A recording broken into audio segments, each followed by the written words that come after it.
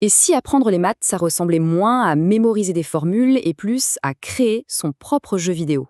C'est un peu le pari fou que fait la France en ce moment pour transformer une matière qui, on va pas se mentir, est souvent redoutée, en une véritable aventure créative. Alors regardons d'un peu plus près comment tout ça s'organise.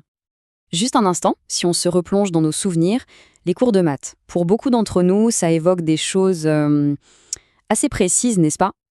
Ouais, des formules qui semblent un peu tomber du ciel, des concepts parfois super difficiles à piger, cette pression constante de trouver là la seule bonne réponse. Et puis bien sûr, la question ultime. Mais à quoi ça va me servir tout ça? Eh bien, c'est justement ce grand défi que le système éducatif français a décidé de relever. Le problème est donc posé. Comment faire pour que les maths deviennent enfin engageantes, plus intuitives pour tout le monde? En gros, comment on passe de la théorie pure et dure à quelque chose de tangible, de concret? Et la solution proposée, elle est assez surprenante. Plutôt que de juste retoucher les méthodes qui existent déjà, l'idée c'est d'intégrer une discipline complètement nouvelle au cœur même des maths. Cette discipline, c'est la programmation et ce qu'on appelle la pensée algorithmique. Alors, concrètement, ça donne quoi? Eh bien, imaginez. Au lieu des feuilles d'exercice qu'on connaît tous, un cours de maths peut maintenant ressembler à ça. On voit des personnages, des blocs de code colorés, des scénarios de jeu. C'est clair, on est bien loin de la craie et du tableau noir. Toute cette approche, en fait, elle repose sur une philosophie assez simple, l'apprentissage par le jeu. On appelle ça aussi l'apprentissage ludique. L'idée de base, c'est de se servir de cette envie naturelle qu'on a de jouer pour, mine de rien, construire des compétences très sérieuses. La stratégie, elle est à la fois simple et plutôt brillante. Franchement, qui n'a jamais eu envie, un jour, de créer son propre jeu vidéo? L'idée, c'est de canaliser cette énergie créative pour guider les élèves, presque sans qu'ils s'en rendent compte, vers la maîtrise de la logique et du raisonnement. Et ça, c'est vraiment le cœur des mathématiques. Et pour ça, l'outil clé, c'est ce qu'on appelle la pensée algorithmique. Alors le mot peut faire un peu peur, mais en réalité, c'est juste l'art de prendre un gros problème bien complexe et de le découper en une série de toutes petites étapes. Des étapes simples, logiques et bien ordonnées. Et cette compétence, elle est essentielle, que ce soit pour coder un jeu ou pour résoudre une équation. Ok, tout ça c'est la théorie. Mais en pratique, dans une salle de classe, ça ressemble à quoi? Allez, prenons un exemple concret et, je dois dire, un exemple plutôt appétissant. Voilà par exemple le jeu Crampouège. Le but est super simple. On a un personnage, une bigoudaine, qui doit attraper des crêpes qui tombent du ciel. Il faut les rattraper avant qu'elles ne touchent le sol. C'est mignon, c'est amusant. Mais derrière ça, en fait, se cachent des notions de coordonnées, de vitesse, de conditions si, alors, et bien sûr de calcul de score.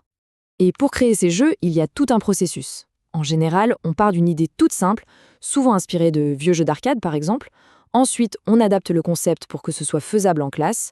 Le prof prépare une sorte de script de base, et là, le défi pour les élèves, c'est de le prendre en main, de l'améliorer, de le modifier, de rajouter des choses. C'est vraiment un apprentissage par la pratique, par essai-erreur. Ce qui est intéressant, c'est que le code peut être utilisé de plusieurs manières différentes.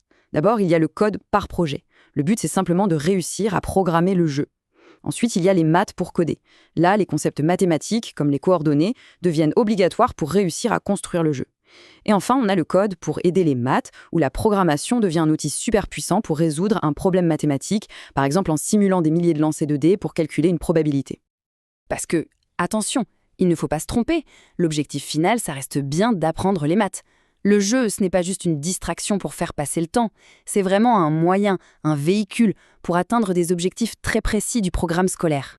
Et c'est ça qui est génial. Il y a une sorte de double lecture.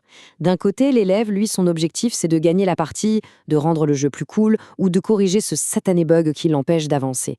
Mais de l'autre côté, sans s'en rendre compte, il est en train d'apprendre la logique, de modéliser une situation et surtout de s'entraîner à résoudre des problèmes par essai et erreur. Le plaisir de jouer fait oublier l'effort d'apprendre. Et ces objectifs pédagogiques, ils ne sortent pas nulle part. Ils sont très structurés. Le programme national français définit 6 compétences clés en mathématiques. Et ce qui est fou, c'est que la création de jeux permet de les travailler quasiment toutes. Regardons quelques exemples.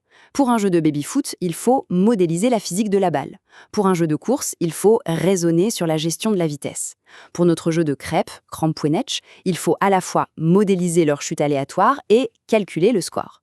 On voit bien que chaque jeu est pensé pour développer une ou plusieurs compétences bien précises. Et puis, il y a un autre truc qui change tout, le rapport à l'erreur. En maths traditionnelle, une erreur, c'est une mauvaise note. En programmation, une erreur, c'est un bug. C'est juste une information qui nous dit que quelque chose ne fonctionne pas comme prévu. Ça fait partie du processus. Ça dédramatise complètement l'échec. C'est un peu ce que disait le grand mathématicien Alexandre Breton-Dieck. C'est seulement quand on n'a plus peur de se tromper qu'on peut vraiment commencer à découvrir. Finalement, on se rend compte que ce changement, il va bien au-delà du simple cours de maths. C'est toute une nouvelle façon de voir l'éducation et de préparer les élèves aux compétences dont ils auront besoin demain. Parce qu'en créant ces jeux, les élèves ne font pas que des maths. Ils développent leur créativité, leur capacité à travailler en équipe, leur autonomie, leur initiative. Ils apprennent à ne pas baisser les bras face à un problème, à persévérer. Et ça, ce sont des compétences fondamentales pour le XXIe siècle qui leur serviront partout. Donc au fond, le point essentiel, il est là. En transformant la résolution de problèmes en création de jeux, la France ne fait pas que rendre les maths plus fun. Non, elle les reconnecte à ce qu'elles sont vraiment. Un outil incroyablement puissant pour comprendre le monde qui nous entoure, et même pour le construire. Et ça nous laisse avec une dernière question. Si les mathématiques sont vraiment le langage de l'univers, est-ce que leur apprentissage ne devrait pas être, lui aussi, une sacrée aventure ?